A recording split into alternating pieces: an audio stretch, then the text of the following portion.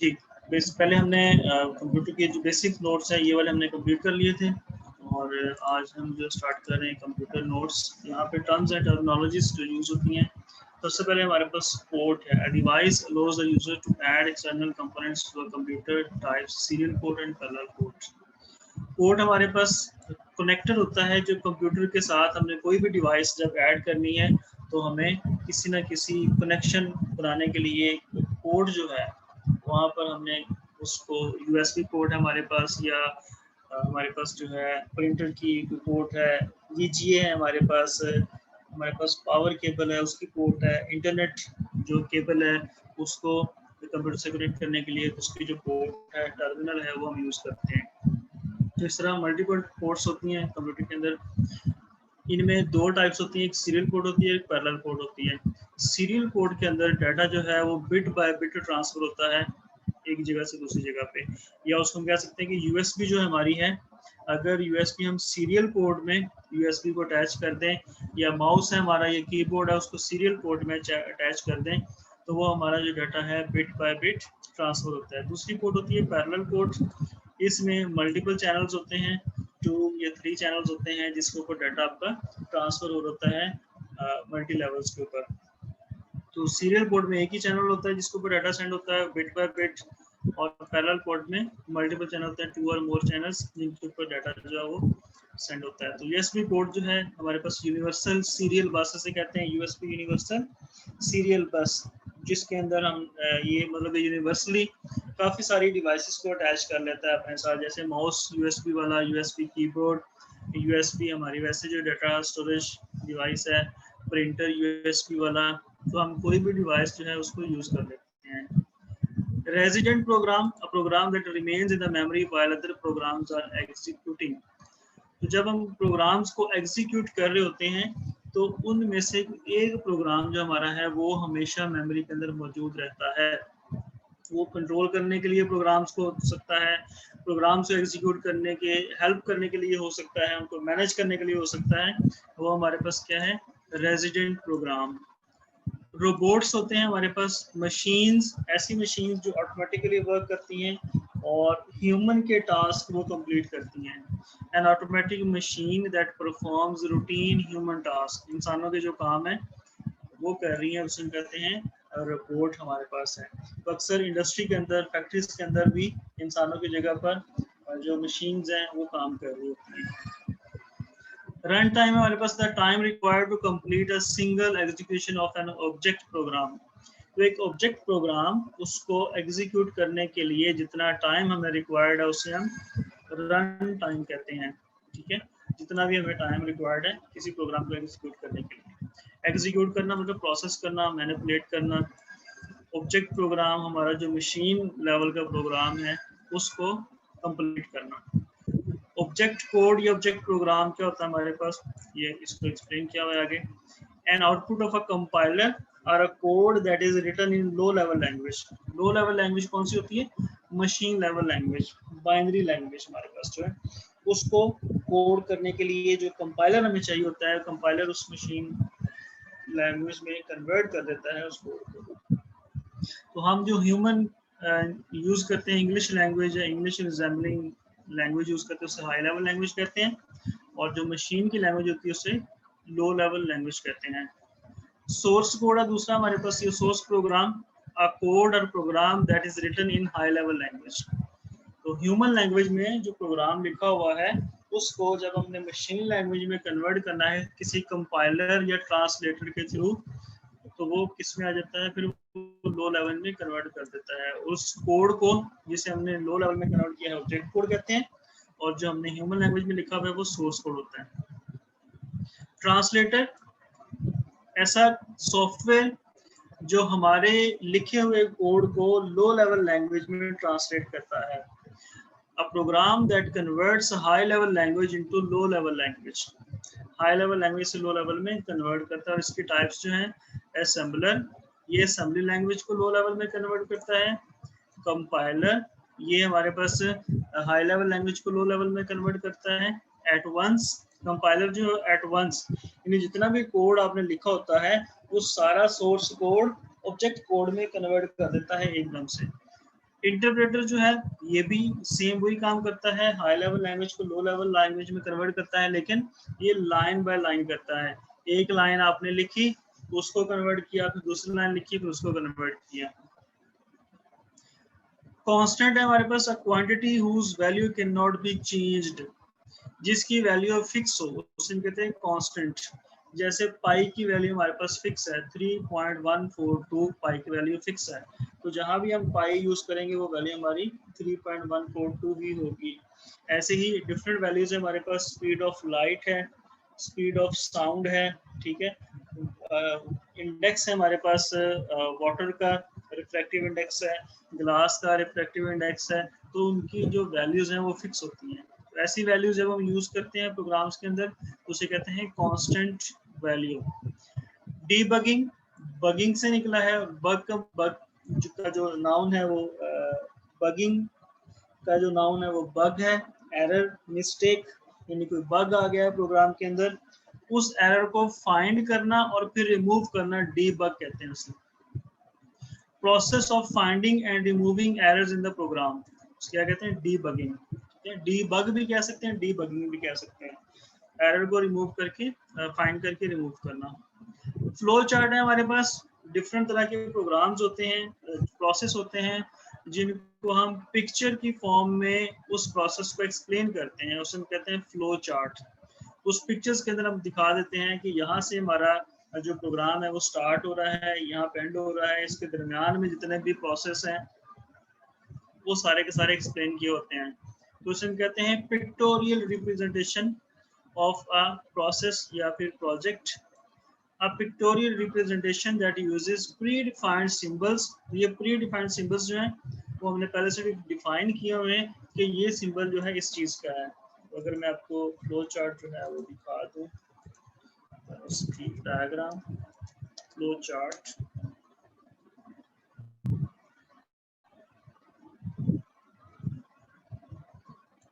जी ये मेरे पास सिंबल्स हैं, प्रीडिफाइंड इमेजेस हैं। अब देख सकते हैं कि कुछ इसमें डायमंड्स बने हुए हैं, कुछ इसमें रेक्टेंगल्स हैं, ये सारे के सारा जो है ये एक फ्लो चार्ट है। रेक्टेंगल्स हैं, ओवल्स हैं और डायमंड्स हैं, ये सारे के सारे सिंबल्स हैं, हर एक सिंबल के मीनिंग्स हैं यहाँ पर जितने भी आपको ये नजर आ रहे हैं, इसे कहते हैं फ्लो चार्ट। तो इसमें प्रोसेस बताया जा रहा है कि यहाँ से आप स्टार्ट कर रहे हैं, यहाँ पे एंड कर रहे हैं, आप एंटर करते हैं वैल्यूज को वेरीफाई करते हैं, अगर वैल्यूज आपकी जो है ग्रेटर देन है या लेस देन है, तो ये हमारे पास फ्लो चार्ट है। To describe the logic of a computer program, तो एक कंप्यूटर प्रोग्राम की लॉजिक को डिस्क्राइब करने के लिए हम फ्लो चार्ट बनाते हैं। डीबीएमएस डेटाबेस मैनेजमेंट सिस्टम हमारे पास है। सबसे पहले इसमें डेटाबेस को देखते हैं क्या है।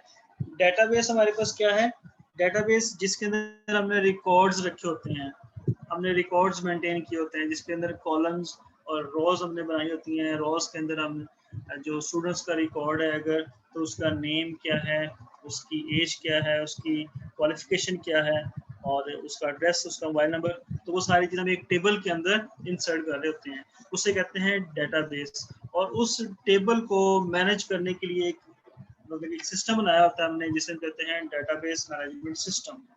So DBMS stands for Database Management System that is used for the management, maintenance and searching of data stored in a database। तो database क्या है, वो टेबल जहाँ पर हमने सारा डाटा स्टोर किया हुआ है, वहां से डाटा को सर्च आउट करना, उसको मैनेज करना, एडिट करना, मॉडिफाई करना या डिलीट करना है आपने, या उसको मेंटेन करना है, तो उसके लिए जो सिस्टम हम यूज करते हैं उसे कहते हैं DBMS। कंसोल या टर्मिनल हमारे पास a device that enables computer users to communicate with computers. एक कंप्यूटर को दूसरे कंप्यूटर से जो मिलाने के लिए डिवाइस हम यूज करते हैं उसे कंसोल कहते हैं। दूसरी टर्म में इसको हम टर्मिनल भी कहते हैं। ठीक है, टर्मिनल जो होता है हमारी एक मशीन जो है वो भी टर्मिनल हो सकती है। एक मशीन दूसरी मशीन के साथ कनेक्टेड है दोनों आपस में, तो दोनों के दरमियान में जो कम्युनिकेशन हो रही है तो एक चैनल के थ्रू हो रही है, दोनों मशीन हमारी टर्मिनल्स होंगी। डोज है, उसके बाद डिस्क ऑपरेटिंग सिस्टम, ये पहले यूज होते थे अर्ली 90s के अंदर, अब जो है वो सारे हमारे पास ग्राफिकल यूज़र या हमारे पास जो है इंटरफेस, ग्राफिकल यूज़र इंटरफेस आ चुके हैं। पहले डिस्क ऑपरेटिंग सिस्टम यूज़ होते थे। डिस्क ऑपरेटिंग सिस्टम में हम जो कमांड्स होती थी वो लिखते थे। जैसे अगर मैं यहाँ पे आपको दिखाऊं, मेरे पास है CMD कंट्रोल, यहाँ पर मैं लिखता हूँ CMD, ये ऑलरेडी मैंने सर्च किया होगा, इस पर क्लिक करूँ तो ये आ गया मेरे पास। ठीक है, तो ये इस तरह का सिस्टम होता था पहले, और ब्लैक सा, उसके ऊपर हमने कमांड्स लिखनी होती थी। कमांड्स लिख कर हम बताते थे कि कौन सा फोल्डर हमें ओपन करना है, कौन सी हमने फाइल जो है यहाँ से डिलीट करनी है, कौन सी फाइल हमने एडिट करनी है, कौन सी फाइल को कॉपी करना है। तो सारा काम कमांड्स में होता था। तो disk operating system which contains the commands and uses disk devices for permanent storage. Permanent storage के लिए जो डिस्क डिवाइसेस है हमारे पास वो यूज होती है।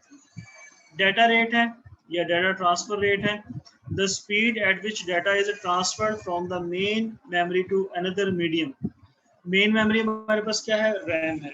रैम से डाटा हमने किसी भी मीडियम पे ट्रांसफर करना है, रैम है आपकी या रोम है, तो वहां से जो भी डाटा आप ट्रांसफर कर रहे हैं, जिस स्पीड के साथ वो ट्रांसफर हो रहा है उसे कहते हैं डाटा रेट। इमुलेटर होते हैं हमारे पास। An emulator is a program that emulates another program। अच्छा, ये हमारे पास कुछ प्रोग्राम्स, अगर मैं किसी डिवाइस के लिए, मोबाइल के लिए, मेरे पास है कोई सैमसंग का मोबाइल है, एंड्रॉयड का या iOS का मोबाइल है, उसके लिए मैं कोई प्रोग्राम लिखता हूँ, कोई कोड लिखता हूँ, तो अगर मैंने चेक करना हो कि उस डिवाइस पे वो रन हो रहा है कि नहीं हो रहा, तो या तो मेरे पास वो डिवाइस होनी चाहिए कि उसके ऊपर मैं चला के देखूँ, कंप्यूटर में मैंने वो कोड लिखा है और उसको उस डिवाइस के ऊपर रन करके देखूँ। तो अगर मैंने मल्टीपल डिवाइसेस के लिए लिखा है वो प्रोग्राम, मतलब कि एंड्रॉयड में अब सैमसंग का भी एंड्रॉयड है, वीवो का भी है, हुआवे का भी है, ओप्पो का भी है, काफ़ी सारे एंड्रॉयड मोबाइल्स हैं। तो ये, या फिर मैं सारे मोबाइल्स लूँ, नहीं तो मैं क्या करता हूँ, एक इमुलेटर बना लेता हूँ। इमुलेटर क्या है मेरे पास, एक सॉफ्टवेयर को चेक करने के लिए हम एक और सॉफ्टवेयर बनाते हैं, वहाँ पर डिवाइस का फेस दे देते हैं, उसका इंटरफेस दे देते हैं, उसकी डायमेंशंस बता देते हैं, वहाँ पर मॉडल बता देते हैं, तो वहाँ पर हम प्रोग्राम को रन करके देख लेते हैं, उसे कहते हैं emulator. Validation of data, data validation means checking the accuracy and quality of data before using. तो डाटा को यूज करने से पहले उसको हम टेस्ट कर लेते हैं कि ये डाटा हमारा एक्यूरेट है, ये डाटा की क्वालिटी अच्छी है कि नहीं है। तो फिर उसके बाद वैलिडेशन करने के बाद हम वो है कस्टमर को, क्लाइंट को या यूजर्स को दे देते हैं, तो उससे पहले हम उसे चेक करते हैं। Validation, data validation means checking the accuracy and quality of data before using. Terminator, ऊपर हमने बात की टर्मिनल की, यानी कि एक दूसरे के साथ कम्युनिकेशन करवाने के लिए जो हम यूज करते हैं डिवाइस, उसे टर्मिनल कहते हैं। और जहाँ पे वो एंड हो रही होती है हमारी कम्युनिकेशन, कि इससे आगे हमारी कम्युनिकेशन नहीं जा सकती, उसे कहते हैं terminator. Terminator is a device connected to one end of a bus or cable that absorb signals. Terminators prevent signals reflection. तो जब हम सिग्नल्स भेज रहे हैं किसी को डाटा कम्युनिकेट करने के लिए, तो हम एक ब्रिज लगा देते हैं या रास्ते में हम एक बैरियर लगा देते हैं कि इससे आगे हमारा सिग्नल जो है वो ना जाए। फॉर एग्जांपल बॉर्डर्स के ऊपर जो आर्मी की कम्युनिकेशंस हो रही होती हैं, तो आर्मी चाहती है कि बॉर्डर के उस पार हमारे जो सिग्नल्स हैं वो ना जाएं, हमारी फ्रिक्वेंसी ना जाए, ताकि जो एनिमी है वो हमारी फ्रिक्वेंसी को कैच करके हमारी कम्युनिकेशन ना पढ़ सके। तो वहाँ पर टर्मिनेटर्स लगे होते हैं कि इससे आगे जो है आपकी जो फ्रिक्वेंसी है, जो सिग्नल्स है, वहाँ से आगे नहीं जाएंगे। EDP है, EDP stands for electronic data processing, data processing through electronic devices or equipment। Equipment जिनके थ्रू हम डाटा को प्रोसेस करते हैं वो हमारे पास सारे के सारे क्या हैं, इलेक्ट्रॉनिक डाटा प्रोसेसिंग डिवाइसेस हैं सारे के सारे।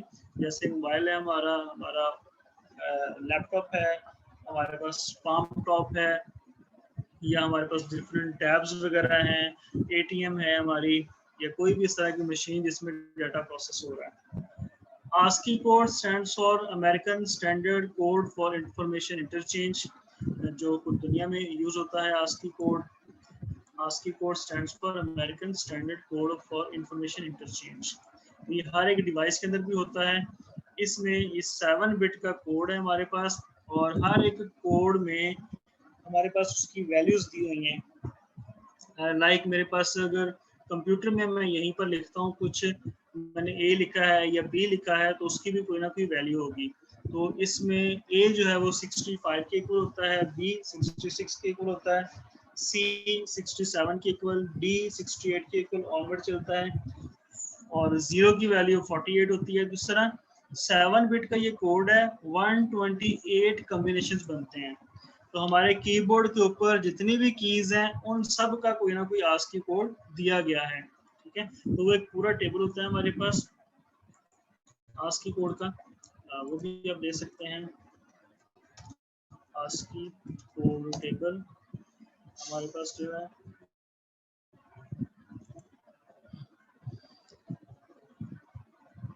इसको हम क्या करते हैं, जो भी वैल्यू आ रही है उसको बाइनरी में कन्वर्ट करते हैं फिर, यानी कि ए की वैल्यू हमारे पास क्या आ रही है 65 अगर आ रही है, तो 65 का जो बाइनरी जब हम बनाएंगे हमारे पास होगा 100, ये सारा कोड दिया हुआ है यहाँ पर आप देख सकते हैं, इसके आस्की ये पूरा टेबल, उसमें ए की वैल्यू जो होगी हमारे पास वो 10 यानी कि 5 टाइम्स पेंटा 0, और उसके बाद 7 बिट का ये कोड बनेगा ए का बाइनरी। तो वो बाइनरी हमारा जो है प्रोसेसर यूज करता है, जैसे ये लिखा हुआ है आप देख सकते हैं, बी का बाइनरी 1000010, ये बी का बाइनरी है, बी की वैल्यू क्या है 66 वैल्यू है। तो उसका बाइनरी जो है हमारा कीबोर्ड जो बटन प्रेस करते हैं तो आस्की कोड में हमारी वैल्यूज को कन्वर्ट करके कंप्यूटर को बताता है, ये हमारे पास आस्की कोड होता है। उसके बाद हमारे पास सेम ऐसे ही कुछ और भी स्कीम्स हैं कोड्स की।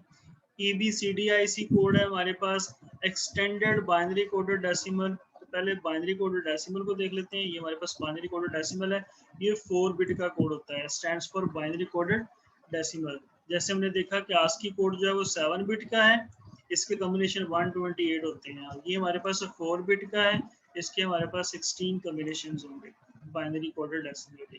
ऐसे ही EBCDIC extended binary coded decimal interchange code है, ये 8 बिट का होता है, और इसके जो कॉम्बिनेशन है 156 कॉम्बिनेशन इसमें बनते हैं। ऐसे ही हमारे पास यूनिकोड है, universal code is 16 bit code. Universal code हमारा क्या है 16 बिट कोड है, जिसके अंदर हम डाटा जो है जितना भी डाटा हमारे पास है, जैसे अल्फाबेट्स हैं, हमारे नंबर्स हैं, सिंबल्स हैं, कैरेक्टर्स जितने भी हैं, उनके लिए हमने कोड रखा हुआ है। तो डिफरेंट कोड्स हैं जो पूरी दुनिया में यूज होते हैं। आस्की कोड जो है ये स्टैंडर्ड कोड है, ये सबसे ज्यादा पूरी दुनिया में यूज होता है। यूनिकोड जो है ये भी कहीं कहीं पर यूज होता है, किसी प्रोग्रामिंग में, कहीं सॉफ्टवेयर में, किसी में आप उसको यूज कर सकते हैं। पॉइंट ऑफ सेल, उसके बाद POS। Point of sale (POS) is a data entry system that is used in grocery industries. Grocery industries में पॉइंट ऑफ सेल हमारे पास ऐसा सिस्टम जहां पर हम सेल्स मैन खड़े कर देते हैं और वो सेल्स करते हैं सारा दिन की जितनी सेल्स होती हैं। जैसे आपने ग्रोसरी स्टोर है, फुल स्टोर है, रेंज स्टोर है, या अलफते है, या कोटर्स में आप देखिए हाइपर स्टार है, वहाँ पर डिफरेंट स्टोर्स पे जो पॉइंट ऑफ सेल उन्होंने बनाए हुए हैं सिस्टम, वो सारे के सारे इसमें आते हैं।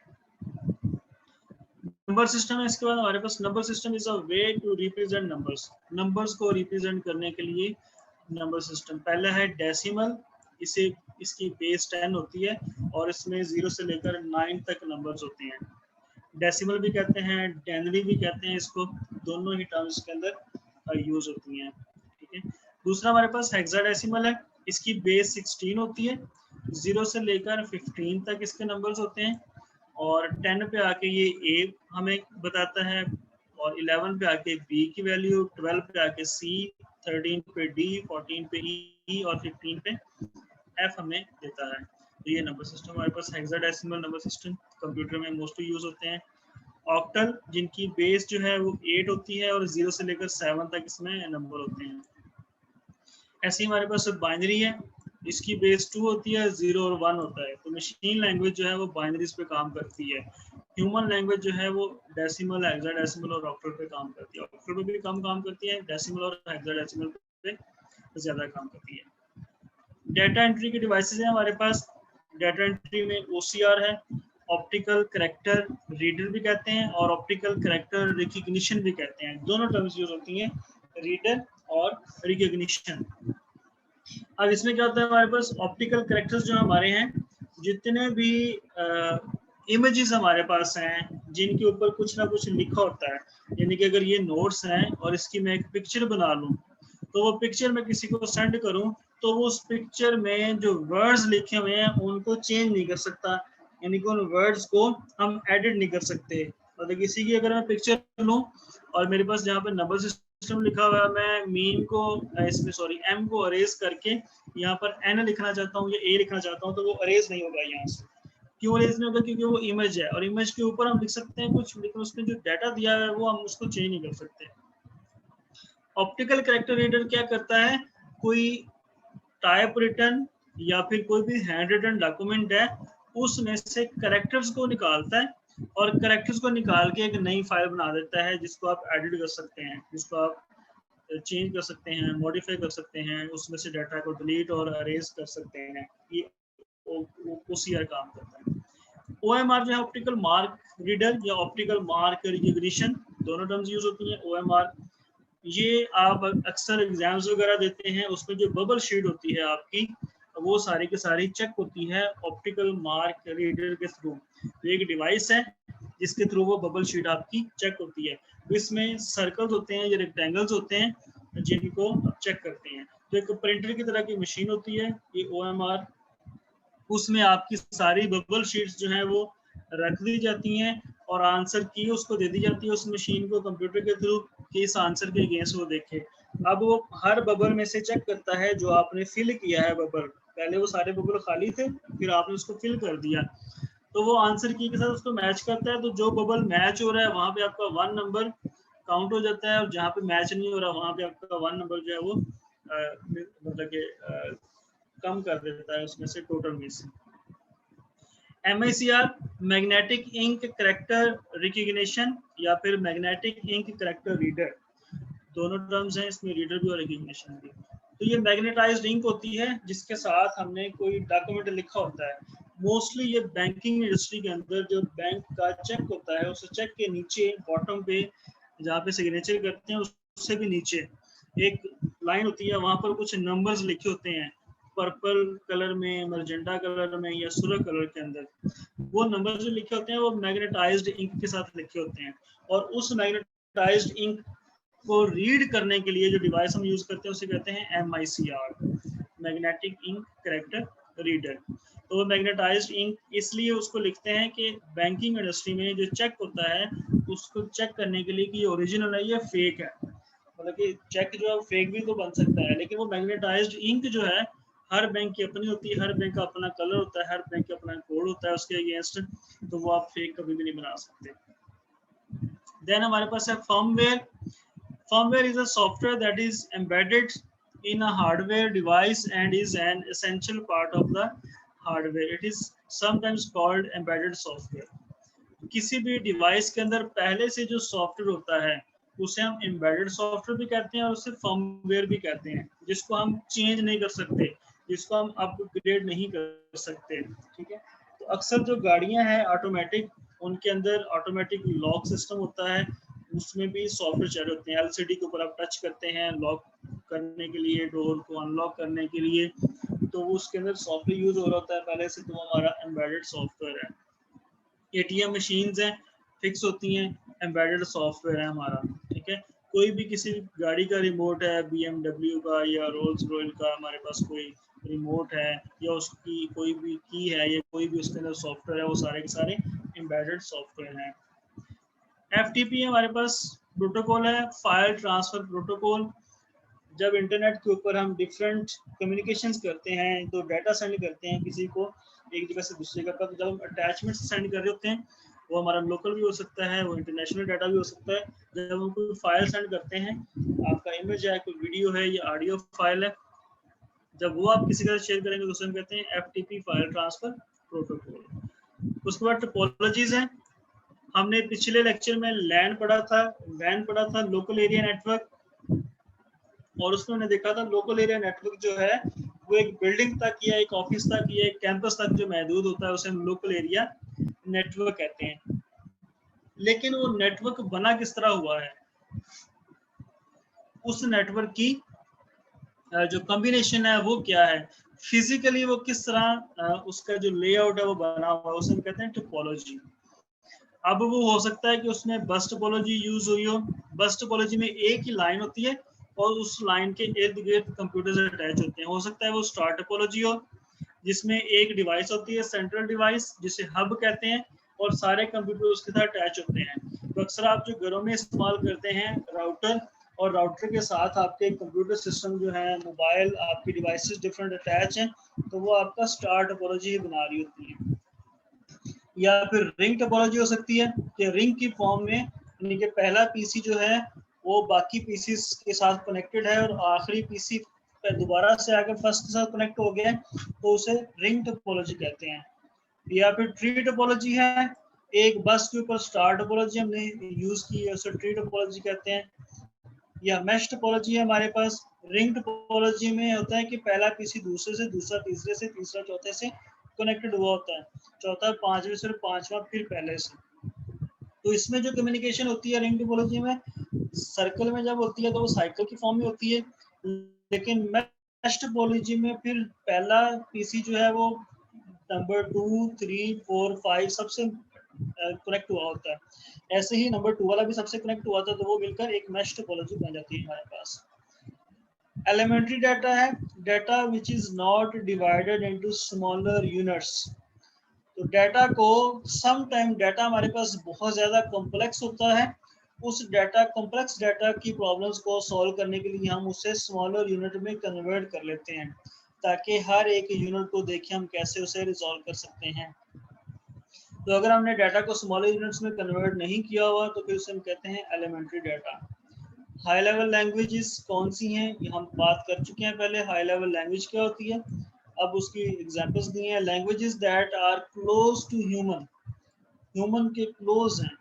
For example C, C plus plus, Fortran, APL, SNOBOL, ठीक है, इस तरह की पास्कल, इस तरह की लैंग्वेजेस जो हैं वो सारी हाई लेवल लैंग्वेज हैं।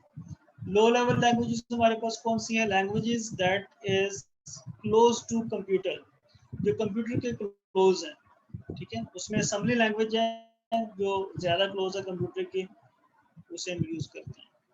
उसके बाद ऑक्सिलरी स्टोरेज हमारे पास, auxiliary memory holds programs and data for future use, also called secondary storage, ठीक है। सेकेंडरी स्टोरेज हमारे पास हार्ड डिस्क है, सीडी है, डीवीडी है, यूएसबी है, एक्सटर्नल हार्ड डिस्क है, जिनको हम फ्यूचर यूज के लिए इस्तेमाल करते हैं कि डाटा वहाँ पर स्टोर कर देते हैं, बाद में हमें जब चाहिए उसे हम यूज कर लेते हैं। उसे ऑक्सिलरी स्टोरेज भी कहते हैं और सेकेंडरी स्टोरेज भी कहते हैं। सीक टाइम, उसके बाद हमारे पास सीक टाइम, सीक का मतलब है तलाश करना, फाइंड करना। The time taken for a disk drive to locate the area on the disk where the data to be read is stored. तो कंप्यूटर की हार्ड डिस्क के ऊपर डाटा जो पड़ा हुआ है, प्रोसेसर एक इंस्ट्रक्शन भेजता है कि ये डाटा मुझे रीड करके दें, कि ये इस जगह पर जो पड़ा हुआ है उसे लेके आए। तो जब सीपीयू जो है इंस्ट्रक्शन भेजता है तो वो इंस्ट्रक्शन जाती है डाटा ढूंढने के लिए, तो वहां पर उस डिस्क के ऊपर जब इंस्ट्रक्शन जाती है तो उस डाटा को सर्च आउट करने के लिए कितना टाइम लगता है, उसे हम कहते हैं सीक टाइम। तो सीक टाइम जितना ज्यादा होता है परफॉर्मेंस आपकी उतनी ही स्लो होती है, सीक टाइम जितना कम होगा उतनी स्पीड आपकी ज्यादा होगी। Then spooling है a technique used to reduce the speed mismatch between slow speed devices and fast CPU। तो सम टाइम कंप्यूटर के साथ हम कोई ऐसी डिवाइस अटैच कर देते हैं जो बहुत स्लो होती है, हो सकता है वो यूएसबी हो हमारी, हो सकता है वो प्रिंटर हो हमारा, हो सकता है वो स्कैनर हो। तो उनकी स्पीड को मैच करने के लिए जो टेक्निक यूज होती है वो स्पूलिंग टेक्निक है। जो हमारा ऑपरेटिंग सिस्टम है, विंडोज है या आईओएस है, जो भी है, वो सिस्टम उसको खुद ही मैनेज करता है, दोनों की स्पीड को देखता है और कोई दरमियानी रास्ता निकाल कर दोनों की ट्रांसमिशन जो है वो करवा देता है। स्वैपिंग में एक वैल्यू दूसरी वैल्यू को हम स्वैप कर देते हैं, ये मेमोरी के ऊपर एक जगह पर डाटा पड़ा हुआ है उसको हम दूसरी जगह पर भेज देते हैं, ए डाटा बी को भेज देते हैं और बी वाला डाटा ए पे आ जाता है। अब उसको हम ओवरराइट नहीं करते, ए को उठाकर दूसरी जगह पर और उसको उठाकर पहली जगह पर स्वैप कर देते हैं। Swapping is a memory management technique in which storing programs on and then transfer these programs into main memory when they are needed. तो जो प्रोग्राम उन्हें स्टोर किए हुए हैं मेन मेमोरी में था, उसको उठा के हमने सेकेंडरी मेमोरी में भेजना था, तो वो वहां से उधर भेज देंगे और उधर वाला जो डाटा पड़ा है उस जगह पर आ जाएगा। पोस्ट ऑफिस प्रोटोकॉल, इसको POP3 भी समटाइम कहता है, POP भी कहता है, post office protocol, POP, a protocol that specifies how a personal computer can connect to a mail server, emails वगैरह करने के लिए। तो वो नजर आ रहा है पोस्ट ऑफिस से ईमेल्स वगैरह करने के लिए जो हम यूज करते हैं। नेट पे कोई ईमेल डाउनलोड करनी है, ईमेल हमने शेयर करनी है, ईमेल सेंड करनी है, तो POP3 का प्रोटोकॉल या post office protocol version 3 use होता है। इसके अलावा जो प्रोटोकॉल यूज होता है वो SMTP है, सिंपल मेल ट्रांसफर प्रोटोकॉल, वो भी ईमेल्स वगैरह को हैंडल करने के लिए यूज होता है, लेकिन ये एडवांस है पोस्ट ऑफिस प्रोटोकॉल जो है। और simple mail transfer protocol SMTP वो जरा ओल्ड वर्जन है। Boolean algebra, an algebra that deals with logical values either true or false, तो जिसमें हमारे पास दो वैल्यूज होती हैं ट्रू और फॉल्स, ऑन या ऑफ, 0 और 1, इनको हम कहते हैं बूलियन अलजेब्रा। ठीक है, तो बाइनरी मशीन जो है हमारे पास कंप्यूटर, ये बाइनरी लैंग्वेज पे काम करती है, जहां पर 0 का मतलब होता है ऑफ और 1 का मतलब होता है ऑन, तो उसे हम ट्रू फॉल्स भी कह सकते हैं, ऑन ऑफ भी कह सकते हैं। ठीक है, और स्टार्ट स्टॉप भी कह सकते हैं। बैंडविड्थ है हमारे पास, amount of data that can be transferred from one point to another, एक जगह से आपने कोई डाटा ट्रांसफर करना है दूसरी जगह पर, तो उसकी स्पीड क्या होगी, किस रेट पे वो डाटा जाएगा, उसे कहते हैं उसकी बैंडविड्थ। इसकी एग्जांपल है, अगर पानी का एक टैंक है, उसमें से हमें पानी निकालना है, तो हम अगर 1 इंच का डायमीटर वाला पाइप इस्तेमाल करेंगे, तो वो 1 इंच जो वॉल्यूम है पानी का वही वहां से लेके जाएगा आगे, और एट द एंड उसको टाइम लगेगा, वो प्रॉपर 1 घंटे में 2 घंटे में वो आपका टैंक जो खाली होगा। अगर 1 इंच का डायमीटर की जगह पर हम उसको 5 इंच का डायमीटर वाला पाइप लगा दें, तो वही पानी जल्दी खत्म हो जाएगा, वहां से निकल जाएगा। उसकी स्पीड जो है वो डिपेंड करती है जो चैनल है आपका, जो वायर है, उसकी बैंडविड्थ के ऊपर। तो PTCL जो आपके घरों में इंटरनेट देता है, तो उसकी बैंडविड्थ जो है बैक एंड से मेन पे बहुत ज्यादा होती है, लेकिन आपके घर तक जो आ रही है वो उन्होंने सेट की होती है 2 MB 3 MB 4 MB जो भी आपका कनेक्शन होता है, तो आप 4 MB डाटा ही ले सकते हैं वहां से, उससे ज्यादा नहीं ले सकते। बफर है हमारे पास, buffer is a device or storage where data is temporarily stored, temporarily थोड़ी देर के लिए हम डाटा जो उसको स्टोर कर लेते हैं, उसे हम बफर कहते हैं। तो अक्सर यूट्यूब के ऊपर भी आप वीडियोस वगैरह देखते हैं, तो वहाँ पर वीडियोस जब चल रही होती हैं तो रेड लाइन के पीछे एक वाइट लाइन भी चल रही होती है, तो वो टेम्परेरीली डाटा को लोड कर रही होती है, ताकि आपकी जो स्मूथनेस है वीडियो आप देख रहे हैं वो स्मूथली चलती रहे। तो अगर वो बफरिंग ना की हो तो पहले डाटा आएगा, अगर जहाँ पे भी थोड़ी सी ब्रेक लगी है तो वहां पर वीडियो रुक जाएगी, जहाँ पे स्पीड कम हुई वहां पे वीडियो रुक गई, जहाँ पे स्पीड ज्यादा हुई वहां पे स्मूथली चलने लगी, तो इसलिए उसको टेम्परेरीली हम बफर करना शुरू कर देते हैं। बग हमने ऑलरेडी डिस्कस कर लिया है। An error in a computer programme, types bugs की जो है सिंटैक्स एरर है, लॉजिकल एरर है, रन टाइम एरर है। सिंटैक्स एरर होता है कि हमने जब प्रोग्राम लिखा है तो प्रोग्राम के जो रूल्स हैं, यानी जिससे ग्रामेटिकल रूल्स होते हैं ना, इंग्लिश लिखते हैं आप, जो ग्रामर के रूल्स हैं, ऐसे ही कंप्यूटर में प्रोग्राम लिखने के भी रूल्स हैं, तो उन रूल्स को हम कहते हैं सिंटैक्स। तो रूल्स में कहीं पर आपने कोई गड़बड़ कर दिया तो उसे वहां पर एरर आ जाएगा, उसे कहते हैं सिंटैक्स एरर। आपने लॉजिक गलत कर दी है, आपको कहा गया था कि 2 नंबर्स को ऐड करना है, आपने उनको माइनस कर दिया है या मल्टीप्लाई कर दिया है, तो वो लॉजिकल एरर होगा। रन टाइम एरर जो है वो जब आपने सारा प्रोग्राम लिख लिया है, उस सॉफ्टवेयर को जब आपने चलाना शुरू किया है, तो रन करते वक्त उस पर वो एरर आया है, पहले उसके ऊपर कोई एरर नहीं था, तो उसे हम कहते हैं रन टाइम एरर। बस है हमारे पास, circuits that provides the communication path between 2 or more devices, 2 या 2 से ज्यादा डिवाइसेस के दरमियान जो चैनल है, जो सर्किट है, उसे हम कहते हैं बस। बस की हमारे पास 3 टाइप्स होती हैं, डेटा बस, एड्रेस बस और कंट्रोल बस। डेटा बस वाला जो चैनल है ये डाटा लेकर जाता है, एड्रेस बस वाला चैनल जो है एड्रेस लेके जाता है। एड्रेस क्या है? अब फिजिकल लोकेशन है डाटा की, यानी कि रैम के ऊपर जो मेमोरी सेल है जिसके ऊपर डाटा पड़ा हुआ था, वहां पर एक तो डाटा है जो हमने रखा हुआ है उस रैम के ऊपर, दूसरा उसकी फिजिकल लोकेशन है। यानी सेम ऐसे ही है जैसे एक घर है और घर के अंदर कुछ अफराद रहते हैं। तो अक्सर आपने देखा होगा कि किसी घर का नाम अगर मतलब कि फरीद हाउस लिखा हुआ है, काशाना हाउस लिखा हुआ है, ठीक है। अब वो काशाना हाउस उस घर का नेम है, लेकिन उसका कुछ एड्रेस भी है घर का, 21E जैसे घर का हाउस नंबर जो है वो 21E है। वो 21E जो है वो कभी भी चेंज नहीं होगा उस घर का, वो वही रहेगा, वो फिक्स है, वो फिजिकल एड्रेस है उसका।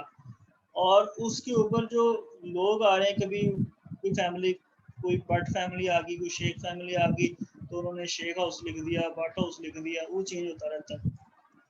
सेम ऐसे ही हमारे पास जो है एड्रेस, जो वैल्यूज होती हैं कंप्यूटर में स्टोर, वो फिजिकल लोकेशन पे जहाँ पे स्टोर होती है उसे हम एड्रेस कहते हैं।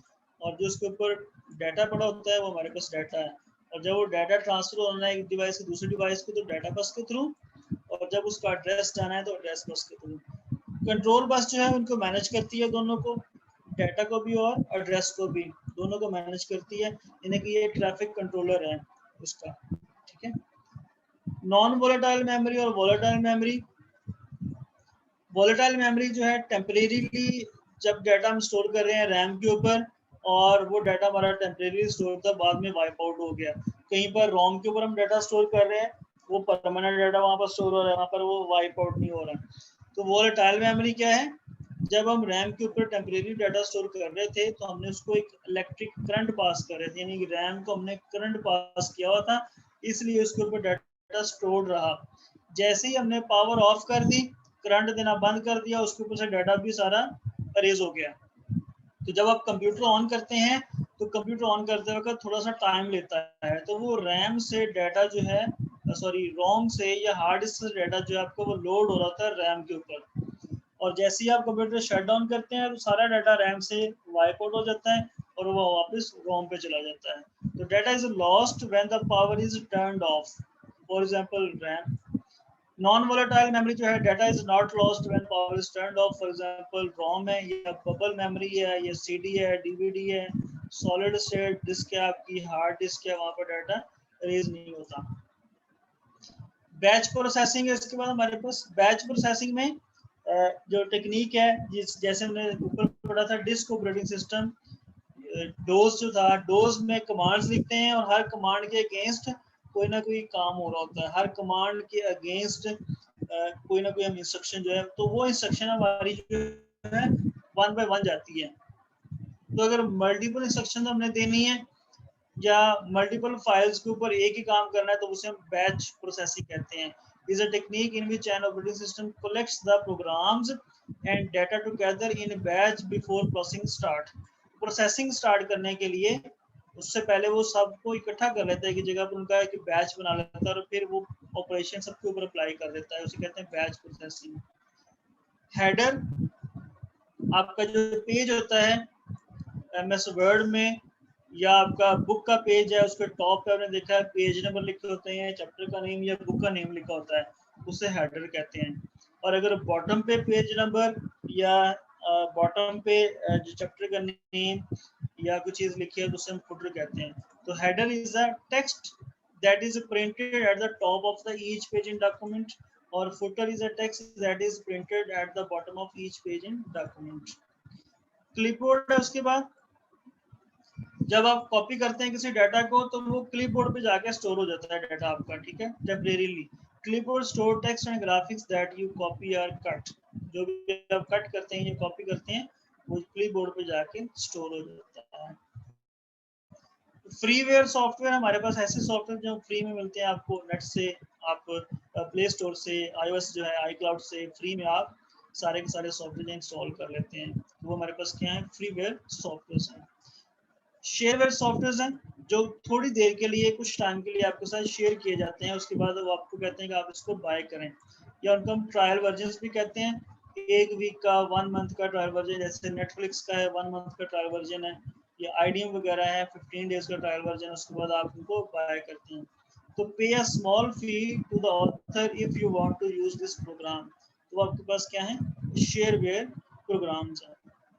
जी, जहाँ तक किसी का क्वेश्चन है तो आप पूछ सकते हैं।